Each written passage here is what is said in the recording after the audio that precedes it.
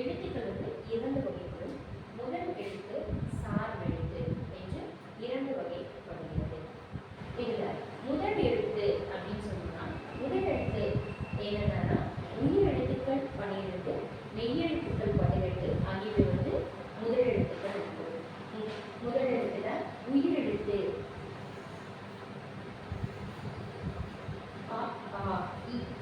இதுல வந்து அவங்க வரைக்கும் இருக்கக்கூடிய எழுத்துக்களை வந்து உயிர் எழுத்து என்று சொல்லுவோம். அதே மாதிரி இதுல இருந்து இந்த வரைக்கும் இருக்கக்கூடிய 18 எழுத்துக்களை வந்து மெய்யெழுத்துக்கள் என்று சொல்லுவோம். இது இரண்டு இணைந்த 30 எழுத்துக்கள் தான் நம்ம வந்து முதல் எழுத்துக்கள் என்று சொல்லுவோம். அடுத்து சார்பெழுத்துக்கள்.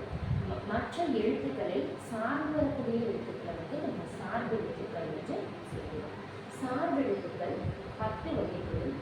அவை உயிர்மெய், ஆயுதம், உயிரிழப்படை, ஒற்றலப்படை, குற்றிய நிகர, குற்றிய நிகர, ஐகார குறுக்கம், ஔகார குறுக்கம், மகர குறுக்கம், ஆயுத குறுக்கம். இதுல முதல்ல நம்ம எதை பற்றி நம்ம பாடத்திலே கொடுத்துருக்காங்க அப்படின்னு சொல்லலாம். சார்பெழுத்துக்களுள் ஒன்றான குற்றிய லுகரம் என்பதை பற்றியும் குற்றிய லிகரம் என்பதை பற்றியும் நமக்கு கொடுத்துருக்காங்க. நம்ம முதல்ல குற்றிய லுகரம் என்றால் என்ன அப்படின்னு பார்க்கலாம். குற்றிய லுகரம், லுகரம் அப்படின்னு சொல்லும்போதே உங்களுக்கு தெரியும். லுகரம் உகரம் என்பது உங்களுக்கு தெரியும். இதுல குழந்தை, வகுப்பு, பாக்கு ஆகிய சொற்களை சொல்லி பாருங்கள்.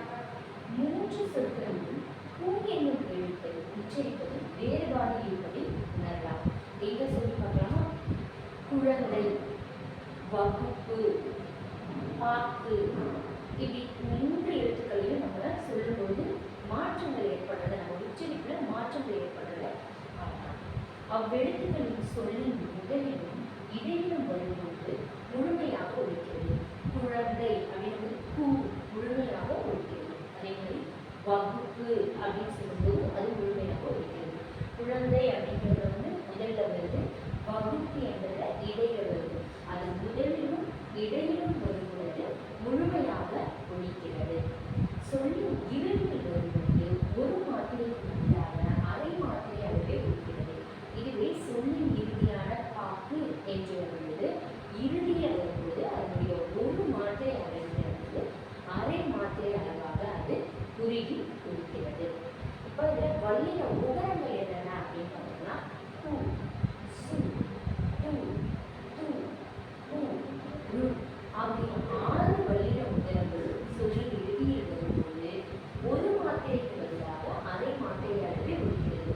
இந்த 6 வல்லின உகரங்களுமே வந்து சொல்லின் இறுதியில் வரும்பொழுது எல்லாமே அது வந்து குறுகி ஒழித்து ஒரு மாத்திரை அளவிலிருந்து அரை மாத்திரை அளவாக அது ஒழிக்கிறது. இவ்வாறு தனக்குரிய ஓசையில் குறைந்து ஒழிக்கும் உகரம் குற்றிய லுகரமாகும். அப்போ குற்றிய லுகரம் அப்படின்னா என்னது? தனக்குரிய ஓசையிலிருந்து குறுகி ஒழிக்கும் உகரம். தனக்குரிய ஓசையில் குறைந்து ஒழிக்கும் உகரம் குற்றிய லுகரம் ஆகும்.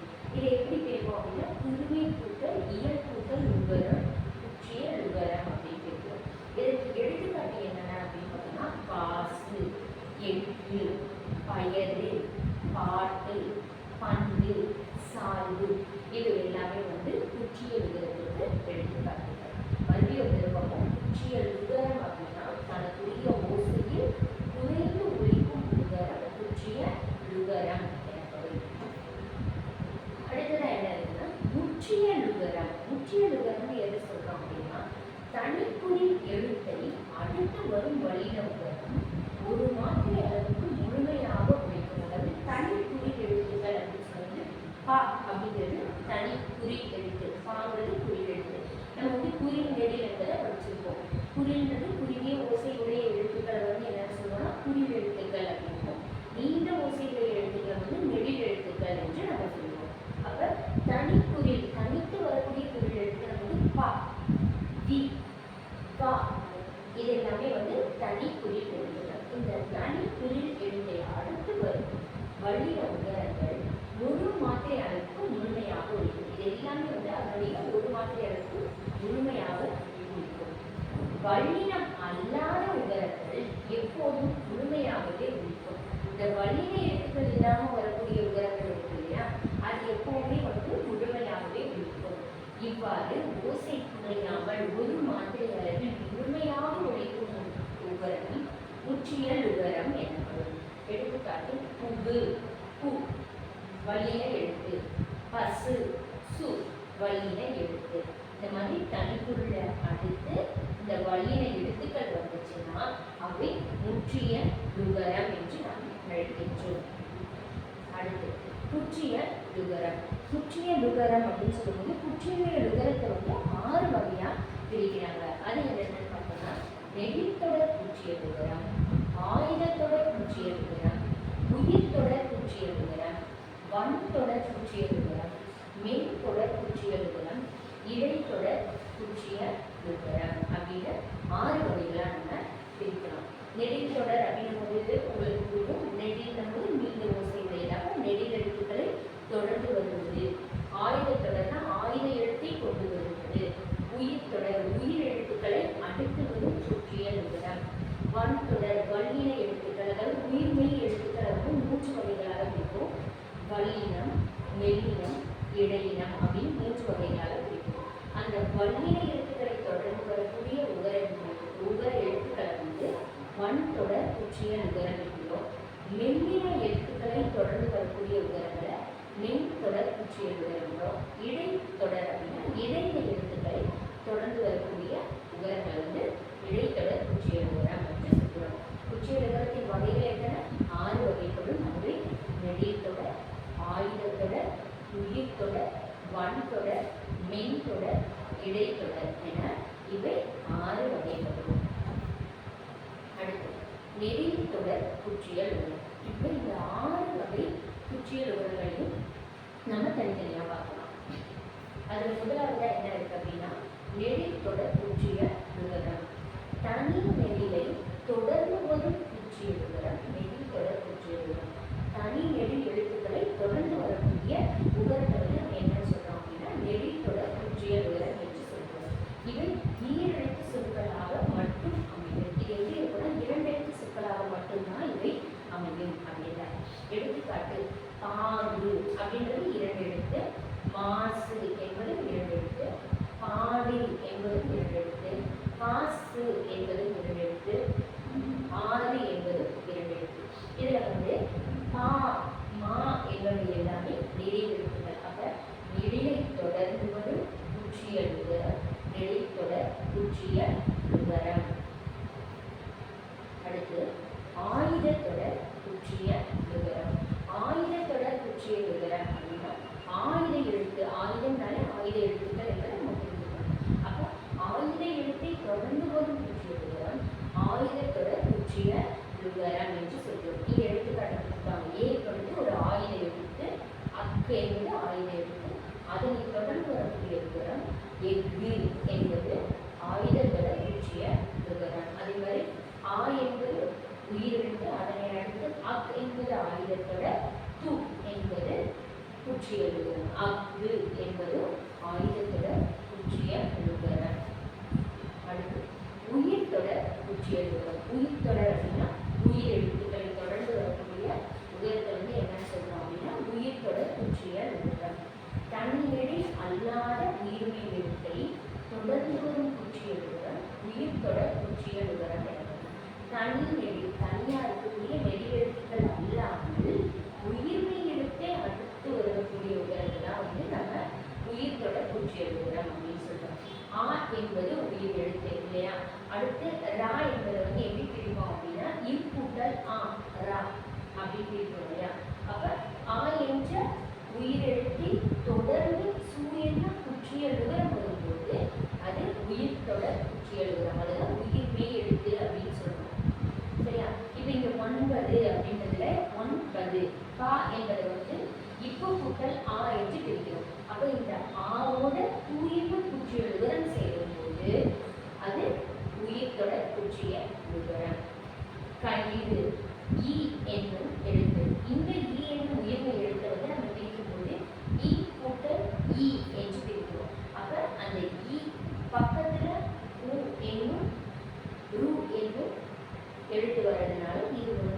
உயிர்த்தொடர் குற்றிய லுகரம். அடுத்து வரலாறு.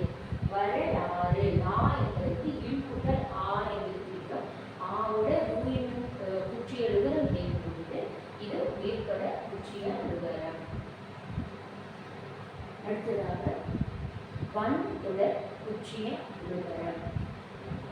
வல்லின எழுத்துக்கள். வன்தொடர் அப்படிங்கும்போது வல்லின நம்ம தொடக்கத்திலே பார்த்தோம். உயிரின எழுத்துக்கள் வந்து வல்லினம், மெல்லினம், இடையினம் என்று 3 வகைகளாக பிரிப்போம் அப்படின்னு சொல்லி அதுல வல்லின எழுத்துக்கள் அப்படின்னு சொல்றது இக்கு, இச்சு, இட்டு, இத்து, இப்பு, இருக்கு. இக்கு, இச்சு, இட்டு, இத்து, இப்பு, இருக்கு என்னும் மெய் எழுத்துக்களை தொடர்ந்து வரும் குற்றிய லுகரம் வன்தொடர் குற்றிய லுகரம். இந்த மெய் எழுத்துக்களை தொடர்ந்து வந்துச்சுன்னா வல்லின மெய் எழுத்துக்களை தொடர்ந்து வந்த உகரத்தை வந்து வன்தொடர் குற்றிய லுகரம் என்கிறோம். எடுத்துக்காட்டு ஆக்கு, பாக்கு, இக்கு என்னும் வல்லின மெய் எழுத்தை தொடர்ந்து பூ என்னும் குற்றிய லுகரம் வரும்பொழுது இதை வந்து வன்தொடர் குற்றிய லுகரம் அப்படின்னு சொல்லுவாங்க. அடுத்து பேச்சு. இச்சு தொடர்ந்து சு என்னும் குற்றிய லுகரம் வரும்போது அது வன்தொடர் குற்றிய லுகரம். பாட்டு. பாவை தொடர்ந்து இட்டென்னும் வல்லின மெய் எழுத்தை அடுத்து டூ என்னும் குற்றிய லுகரம் இணையும் போது அது வன்தொடர் குற்றிய லுகரம். பத்து. பத்துல இத்தை தொடர்ந்து டூ என்னும் குற்றிய லுகரம் இணையும் போது உப்பு, பற்று இது எல்லாமே வந்து வல்லின மெய் எழுத்துக்கள். இந்த வல்லின மெய் எழுத்துக்களை தொடர்ந்து வரக்கூடிய குற்றிய லுகரத்தை தான் வந்து நம்ம வன்தொடர் குற்றிய லுகரம் என்று அழைக்கிறோம். மெய்தொடர் குற்றிய லுகரம். மெல்லின மெய் எழுத்துக்களை தொடர்ந்து வரும் குற்றிய லுகரம் மெய்தொடர் குற்றிய லுகரம் என அழைக்கப்படுகிறது. மெல்லின எழுத்து அப்படிங்கும்போது இங், இங், இங், இங், இங், இங் இது எல்லாமே வந்து மெல்லின மெய் எழுத்துக்கள். இந்த மெல்லின மெய் எழுத்துக்களை தொடர்ந்து வரக்கூடிய குற்றிய லுகரத்தை தான் வந்து மெய்தொடர் குற்றிய லுகரம் என்று அழைக்கிறோம். அம்பு, மஞ்சு, பண்பு, பந்து, அம்பு, கஞ்சு என்பவை மெய்தொடர் குற்றிய லுகரங்கள். அடுத்ததான் என்ன பார்க்குறோம் அப்படின்னா இடைத்தொடர் குற்றிய லுகரம். இடைத்தொடர் அப்படிங்கும்போது இடையில எழுத்துக்களை தொடர்ந்து வரக்கூடிய லுகரங்கள் வந்து இடைத்தொடர் குற்றிய லுகரம் அப்படின்னு சொல்லுவோம். இடையில மெய் எழுத்துக்கள் அப்படிங்கும்போது இ, இர், இல், இவ், இல், இல் என்பவை மெய் எழுத்துக்கள் அப்படின்னு சொல்லுவோம். இடையில மெய் எழுத்துக்கள் எழ, வழ அப்படிங்கிறதுனா வந்து இடையில மெய் எழுத்துக்கள். இதை தொடர்ந்து வரக்கூடிய லுகரத்தை வந்து இடைத்தொடர் குற்றிய லுகரம் என்று அழைக்கிறோம். ஏ, இ, து, எய்து, மா, எர், து, மார்பு, சா, இல், து, சால்பு, மூ, இல், து, மூழ்கு இது எல்லாமே இடைத்தொடர் குற்றிய லுகரங்கள். இது வரைக்கும் வந்து நம்ம குற்றிய லுகரம் தான் என்னன்னு பார்த்தோம். குற்றிய லுகரங்கள் அப்படிங்கும்போது குற்றிய லுகரங்கள் வந்து 6 வகைப்படும். அது வந்து நிலைத்தொடர் குற்றிய லுகரம், ஆயுதத்தொடர் குற்றிய லுகரம், உயிர்த்தொடர் குற்றிய லுகரம், வன்தொடர் குற்றிய லுகரம், மெய்தொடர் குற்றிய லுகரம், இடைத்தொடர் குற்றிய லுகரம் என 6 வகைப்படும் என்பதை நம்ம பார்த்தோம். அடுத்ததாக என்ன இருக்குது அப்படின்னு பார்த்தா குற்றிய லிகரம். குற்றிய லிகரம் அப்படிங்கும்போது லி அப்படி என்பது இகரம் என்பதை நீங்கள் புரிஞ்சுக்கணும்.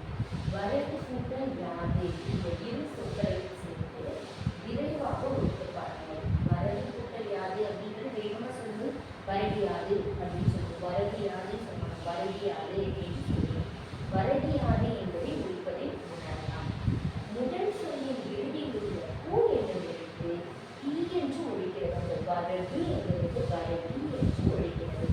அது முழுமையாக ஒரு மாத்திரை அளவில் ஒழிக்காமல் அரை மாத்திரை அளவாக குறைந்து ஒழிக்கிறது.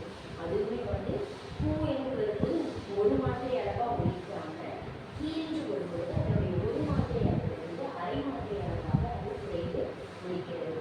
இவ்வாறு தன் ஒரு மாத்திரை அளவில் இருந்து குறுகி ஒழிக்கும் லிகரம் குற்றிய லிகரம் எனப்படுகிறது. அதனுடைய ஒரு மாத்திரை அளவிலிருந்து அரை மாத்திரை குறைந்து ஒழிக்கக்கூடிய லிகரத்தை வந்து என்ன சொல்லலாம்? குற்றிய லிகரம் என்று குறிப்போம். குறுமை கூட்டல் இயல் கூட்டல் லிகரம் குற்றிய லிகரம். இந்த குற்றிய லிகரம் வந்து 2 இடங்கள்ல மட்டும்தான் வரும். அது என்னென்ன அப்படின்னு பார்ப்போம். முதல் இடம் என்ன அப்படின்னு பார்த்தோம்னா குற்றிய லுகர சொற்களை தொடர்ந்து எகரத்தின் முதலெழுத்தாக கொண்ட சொற்கள் வரும்போது குற்றிய லுகரத்தில் உள்ள நுகரம் இதரமாக மாறும். இந்த குற்றிய லுகர சொற்கள் இல்லையா, இதனை தொடர்ந்து எகரத்தினுடைய சொற்கள் வரும்போது இந்த உகரம் இதரமாக மாறுகிறது அப்படின்றத சொன்னாங்க. எங்கெல்லாம் யா வந்து இணைகிறதோ அங்க எல்லா இடத்துலையுமே வந்து உகரம் இதரமாக மாறும். இப்போ தொற்று கூட்டல் யாது அப்படின்றத தூங்கிறது வந்து எப்படி பிரிக்கும் அப்படின்னு இக்கு கூட்டல் ஊ எச்சு பிரிக்கும். அந்த ஊ போல யா என்பது சேர்ந்து ஈயாக மாறுகிறது. இந்த ஊ ஈயாக மாறுகிறது. அதே மாதிரி நாடு கூட்டல் யாது என்பது வந்து டூ என்பது வந்து இக்கு கூட்டல் ஊ எச்சு பிரிக்கிறோம். அந்த ஊ வந்து இங்கு யா வந்து சேர்ந்து ஊ ஈயாக மாறுகிறது.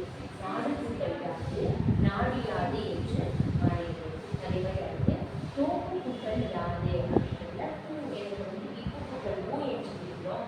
அந்த உகரம் யாது என்பது வந்து இருக்கும்போது உகரம் நிகரமாகி தோப்பியாது என்று மாறுகிறது. எனப்படுவது பிளஸ் யாது அப்படின்றதுல டூ என்பது வந்து இக்கு கூட்டல் ஊ என பிரிக்கிறோம். அந்த உகரம் யாது என்பது வந்து சேர்ந்து உகரம் நிகரமாக மாறுகிறது. அப்ப அது எனப்படுவது யாது என்று மாறுகிறது. அடுத்து இரண்டாவது இடம் என்ன அப்படின்னு பார்த்தோம்னா மியா. மியா என்பது ஓர் அசைச்சொல். அசைச்சொல் அப்படின்னா அது ஓசை நயத்துக்காக ஒரு பாடலுடைய ஓசைக்காக ஓசையின் அழகுக்காக அமைக்கப்படுவதுதான் வந்து அசைச்சொல் அப்படின்னு சொன்னோம். அந்த மியா அப்படிங்கிற ஒரு அசைச்சொலுக்காக வருகிறது. இதுல மீனில் உள்ள மீய வந்து இம்குட்டல் ஈ உள்ள இகரம் குற்றிய இகரம். அந்த மீய வந்து எப்படி பிரிப்போம்னா இம்குட்டல் ஈ அப்படின்னு பிரிக்கிறோம். அந்த ஈ என்பது குற்றிய இகரம். இது சொற்களில் இடம்பெறும் போது தனக்குரிய மாற்றை அழைப்பது துணையிருக்கும். இது சொற்களில் இடையே அந்த மீ என்ற எழுத்து வரும்போது அதனுடைய மாத்திரை அளவிலிருந்து அது அரை மாத்திரை அளவாக குறுகி இருக்கும் அப்படின்றார். கேள்குட்டல் மியா என்பது வந்து கேள்மியா, செறிக்குட்டல் மியா என்பது சென்மியா என குறிக்கிறது. குற்றிய விகரம் தற்போது உரைநடை வழக்கில்லை. ஆனால் இப்போ வந்து குற்றிய விகரங்கள் வந்து நம்ம உரைநடை வழக்குல இல்லை. ஆனால் இலக்கியங்களில் மட்டுமே இந்த குற்றிய விகரங்கள் காணப்படுகிறது. என்ன மாதிரி இன்னைக்கு நம்ம 7ஆம் வகுப்புல கற்கண்டுல குற்றிய லுகரம் மற்றும் குற்றிய விகரம் பற்றி பார்த்தோம் இல்லையா? நன்றி மாணவர்களே.